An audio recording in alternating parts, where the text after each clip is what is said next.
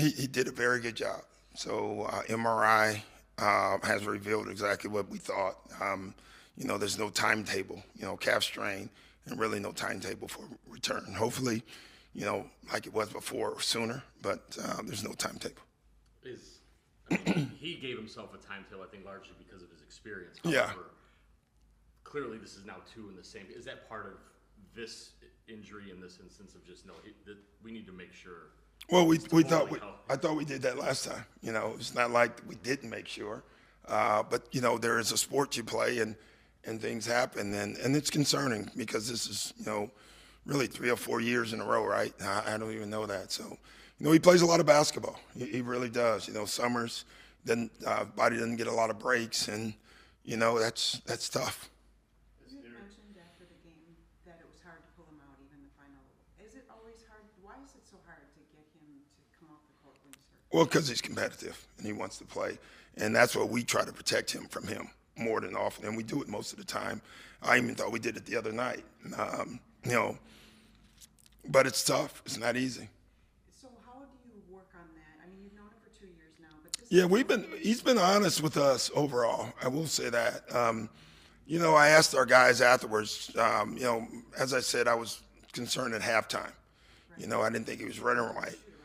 But he's been very honest, and most of the time he's like, hey, it's hurting, but it's not bad. And so there's, that's what he's relaying to medical, and they have to believe him, and I think he's been pretty good overall. Like, he takes himself out, and that's why they left him in, because he kept saying, I'm fine. Now, visually, I kept asking. I'm not involved in that decision-making part, but I know what I see, and I kept asking, and, so that's a tough one. Given the history he has now with these calf injuries, would any thought be given to maybe sitting for the rest of the season? No, there's no thought to that. But listen, there's no timetable either. We thought we had waited longer the first time. And at points he was 100%. But, there's calf strains all over the league. I can't give you the answer. Why? And it's happening to the high-quality players, too. So, I don't know the reasons why. I just know how many games has he missed already? Yeah, and so, missing 25 and 30 games is not good for your team, obviously. So hopefully this time we can, keep him healthy. We thought playing him in the 28 to 32 minute. First it started with 24. First was 20, I think, 24, and then we got 28, and then we got 30 to 32. We thought we were gradually building him up perfect. He was frustrated with that because he's used to playing 35, so we thought we handled that well. Maybe we'll go back down. Obviously that hurts our team in the minutes he's not on the floor, but we just need him to play, and we got to figure it out. There's always this debate whether or not he should be playing in the summer. But the fact is, all international players— Yeah, you're not stopping that.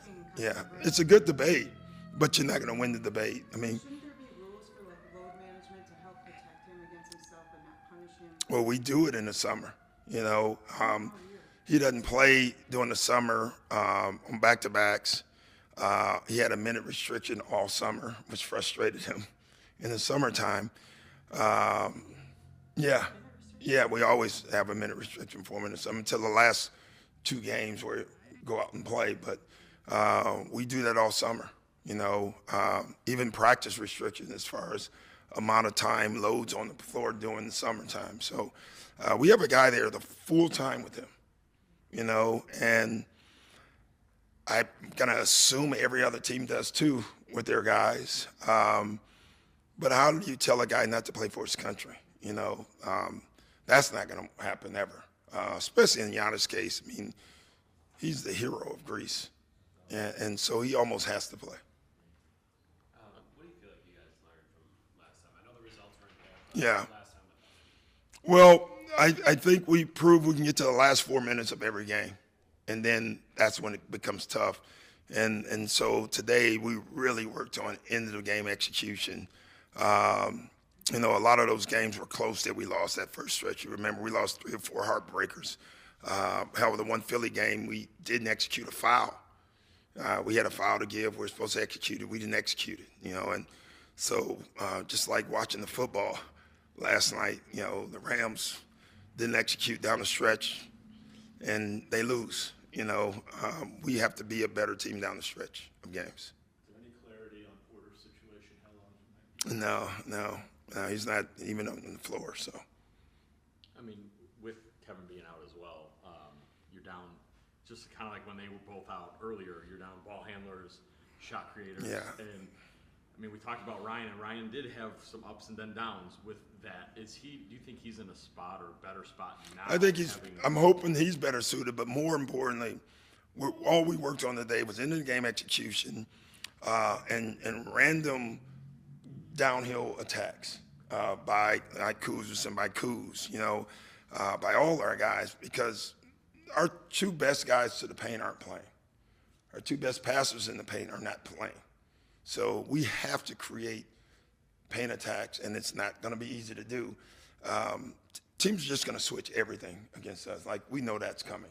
You know, the minute you have your two best ball handlers off, they're switching everything. So we worked on actions to try to counteract that. And that's all we can do. Obviously, AJ Green is someone that garners a lot of attention. Yeah. Do you guys think through, like, okay, well, we're going to get attention there, maybe that's a slip? Oh, yeah. You know, we work on that stuff every day. So AJ has a whole package that we run every night. But just for him, like, to maybe take a further step. Yeah, well, the further step will be they're going to switch a lot and take it away. But even that helps. You know, all that, the pin down action stuff with AJ is great. Again, because of what we have on the floor, they're going to switch most of it and make you play out of it. And we worked on that today as well. You know, now working on it against us and then working on it against another team is two different things. But they got a lot of reps today at it. Sorry, I just want to clarify, because I'm dumb, I guess. I don't think so. Now the guy to your right. Yeah. When you talk about Giannis and some Yeah. minute restrictions, you Yeah. talking about like when he's playing in Eurobasket, or you talking about? Oh no, when he's playing in Euro basketball. Make a deal with the coaches there? Oh yeah. Who forces that? Oh, every coach does that. Well, you know, if you were that coach, would you rather have Giannis or not? Yeah. Yeah, and that's what every NBA team, for the most part, we give specific instructions. This is what and same thing in practices. You can be on the floor for 40 minutes. I think early in the summer is a 40-minute limit, and we have our two guys sitting there. We had a guy behind their bench doing the games, and we're not the only. Every team has it, you know. So we do it. The coaches are very open to anything. They want them to play. That was until the last couple games. Yeah, and I still think he had it, but we told our guy, like, he's trying to win now. It's 2 games. Yeah. I don't know what he played, but we could care less about his minutes the last 2 games.